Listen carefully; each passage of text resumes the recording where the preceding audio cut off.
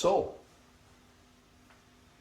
So when we are experiencing transcendental consciousness, are we in touch with God, or are we trying to exist independently? Of course, actually nobody can exist independently. We're always completely dependent on God for everything. Our bodies, our minds, our souls, our hearts, the world we live in, the food we eat, a light coming from the sun, everything is coming from God, just through His different energies. And the disease of material consciousness is that we want to enjoy those energies without God. Huh? We want heaven without God. Well, sorry, that doesn't work. So we have birth and death and time and suffering and ignorance and all those other things, karma and all this other stuff in the material world, because we want to be away from God. That's the price you pay. But when we finally get sick of all this stuff and then we want to be with God, we begin to develop these different symptoms of consciousness called bhava. Bhavas are of all different flavors of transcendental love. It's really not possible to have a relationship with God unless we're in love. Huh? Because He doesn't especially want to have a relationship with people who don't love Him. So when we are not in love with God, it appears that God does not exist. This is called atheism. It's another function of material consciousness. But when we're in love with God, then God reveals Himself to us. Huh? Now just, think about it from God's point of view. Would you want to reveal yourself to someone who didn't love you? Why? When there are so many that do. As stated in the scriptures, 3/4 of the living entities are in love with God and performing devotional service to God, to Krishna. Only 1/4 of the living entities are in Maya, or in illusion. So when we decide we want to get out of illusion, we start to love God. And then within that love, we discussed last time 5 different flavors: neutrality, servitude, friendship, parenthood, and conjugal love. But then within those flavors, there are so many other flavors, and we're going to discuss some of those today. I'm reading from a very advanced book called Bhakti Rasamrita Sindhu Bindu.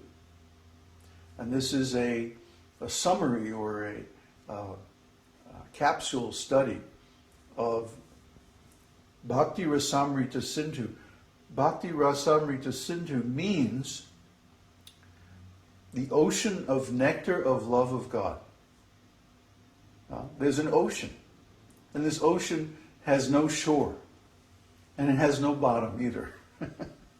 This bottomless, shoreless, unlimited ocean of love of God, bhakti. And when we taste this ocean, we find the taste is of nectar, amrita. Amrita means no death. Mrita is death. Amrita, no death, or eternal existence. That's the first taste. Sat, eternal existence, and truth. Another meaning of sat is truth. And chit means spiritual knowledge, complete knowledge. That's the second taste. And finally, ananda. Ananda means enjoyment, bliss.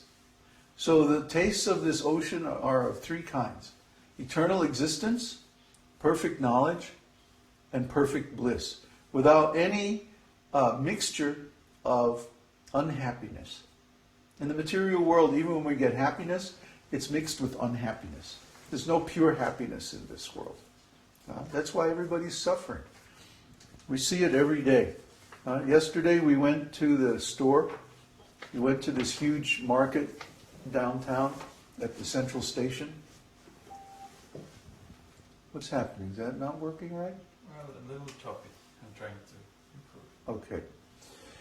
We went down to this big market, and there's store after store after store, stall after stall after market of incredible. I mean, it just goes on and on forever. I mean, really, you can't find the end of it. You can walk all day. There's just block after block after block after store after store after store of everything possible, everything imaginable, everything conceivable. And all these people are running, trying to buy all this stuff and enjoy all these things and hang out with their friends and taste all these different material enjoyments. And what's driving it all? The urge for intimacy, the urge for love. But in the material world, that urge can never be satisfied, because no two souls can actually know one another's consciousness in this world. The body is a very imperfect instrument of communication. So even though maybe you can get two bodies together and rub them together and stuff, you never really know the other person. And the other person will always be full of surprises. It's like, what? You like pistachio ice cream? I never knew that. Here you've been with somebody for 5 years. You never knew they like pistachio ice cream. Well, it's usually something else. It's not ice cream. It's something else. But you always will find that the people that you're with, trying to have relationships, will be into things that you find horrible. Pistachio ice cream. I hate pistachio ice cream. How could you like pistachio? Ew, it's the worst flavor. It's green. Hing ice cream. Yeah. Oh, we have to make some hing ice cream just for Udo. You see, you'll always find that the people that you're trying to love in this material world have qualities that you consider, horrible. Terrible. There's nobody here that's perfect. It's not possible. But Krishna is perfect because he has all qualities in infinite quantity. So when we do devotional service to Krishna, we get to experience all of his qualities, and they're all super attractive and unlimited. So Krishna's qualities are never exhausted, and we never find anything about Krishna that we don't like. Everything about Krishna is likable.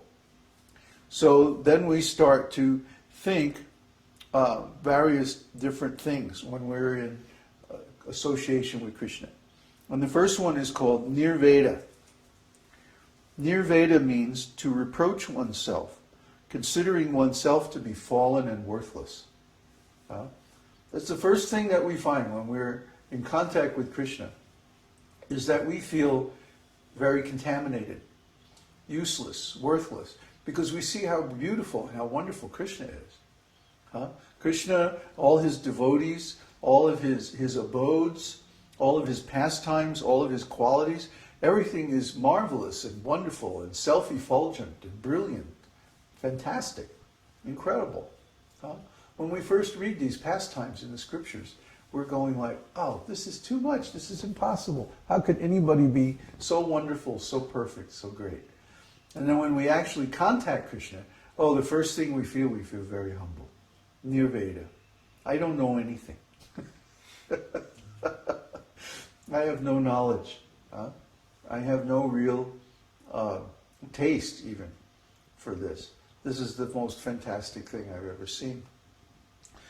So nirveda arises from great distress, feelings of separation, jealousy, non-performance of duty, or performance of non-duties, things that we shouldn't do. In nirveda, anxiety, tears, change of colors, feelings of worthlessness, heavy sighing, and other anubhavas are manifest. Remember last week we talked about anubhavas. Sometimes the color of the body will change. Sometimes someone will sigh or cry, or on the other hand, they'll sing and dance, or become agitated, or so many different symptoms. These are called anubhavas. But the anubhavas are always always an expression of a sthāyi-bhava. Sanchari means moving. When we're moving toward Krishna, We begin to feel these different bhavas, sthāyi-bhavas, when we approach Krishna. So at first we feel, oh, this devotional service is so wonderful. These devotees are so high. I can never approach this. Oh, I'm just finished. We feel like that we have this urge that we want to approach Krishna, but we don't think ourselves worthy. We don't think that we're competent to do it. We don't have the knowledge, and we're addicted to so many sinful activities. Then we feel this great feelings of separation. And this is called nirveda.